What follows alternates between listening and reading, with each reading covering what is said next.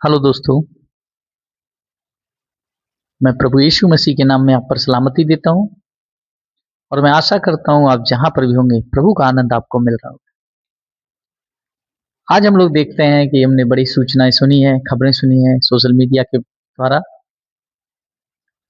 कि अरुणाचल प्रदेश में 60 किलोमीटर अंदर चाइना आ गया है। चाइना अपनी फौज को अंदर घुसेड़ दिया है, इतना 60 किलोमीटर बॉर्डर से अंदर। ये हम लोगों के लिए कोई अच्छी खबर नहीं है। चाहे हम किसी धर्म, किसी जाति, किसी रंग रूप समुदाय के हों, किसी भाषा के बोलने वाले हों, ये हम सब के लिए बहुत ही कठिन समय है कि अगर हमारे देश का कोई भी एक हिस्सा किसी दूसरे देश की सरहद के अंदर कोई आता है तो ये हमारे लिए सबके लिए दुख की बात है।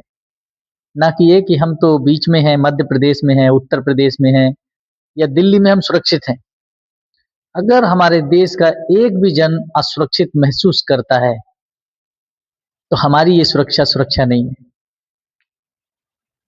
और ये खबर जहां तक सच्ची है या झूठी है ये तो मैं नहीं कह सकता, लेकिन जो मैंने देखा है, मैंने सुना है, इस समय हमें जरूरत है कि हम सब एकजुट हों, अपनी फौज के लिए प्रार्थना करें ताकि हमारी इंडियन आर्मी उन लोगों को फिर बाहर खदेड़ सके और हम लोग सुरक्षित रह सकें।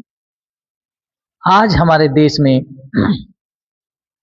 ये बाहर की ताकतें इसलिए अंदर हो रही हैं क्योंकि हम आपस में लड़ रहे हैं, हम आपस में झगड़ रहे हैं। आपस में झगड़ने का कारण है जो बीज बोया जा रहा है, हिंदू, मुस्लिम, सिख, ईसाई, बौद्ध, जैन, पारसी, इन सब चीजों का जो बीज बोया जा रहा है ये हमारे देश को नुकसान कर रहा है। हमारा देश जो सदियों से विविधता में एकता का प्रतीक था, आज उस अनेकतावादी को एकता में खत्म किया जा रहा है। अल्पसंख्यक घबराया हुआ है, बहुसंख्यक अपने आप में डरा हुआ है और हम लोग आपस में झगड़ रहे हैं और हमारा झगड़ा दूसरों को फायदा ही देगा। अगर हम झगड़ा नहीं कर रहे आपस में, हम एकजुट हैं, तो बाहर की कोई ताकत में हिम्मत नहीं जो हमारे देश की तरफ आंख भी उठाए। सो हम चाहते हैं हमारे जितने भी देश के लोग हैं एक दूसरे से प्यार करो, एक दूसरे के लिए अपनी प्रार्थना पद्धति से उनके लिए दुआ करो।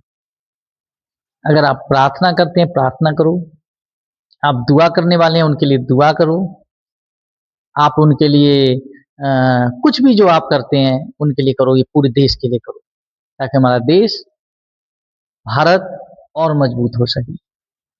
और हम लोग लीडरों के लिए भी प्रार्थना करें, जो लीडर अपने आप में अपने इस देश को छोड़कर अपने लिए ज्यादा कर रहे हैं, उनके लिए भी ये सद्बुद्धि परमेश्वर दे कि वो हमारे देश को सर्वप्रथम देखें और हमारे देश के तमाम लोगों पर उनका एक सा प्यार हो और वो जाति धर्म से ऊपर उठकर एक ही बात रहे कि हम भारतीय हैं और भारत को हर जगह हम लोग ऊपर रखना चाहते हैं।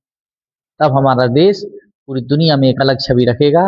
हम कोई भी धर्म, कोई भी जाति के हों, सबसे पहला धर्म हमारा ये है कि हम भारतीय हैं और हर एक भारतीय का दुख हमारा अपना दुख है। धन्यवाद, सबको धन्यवाद।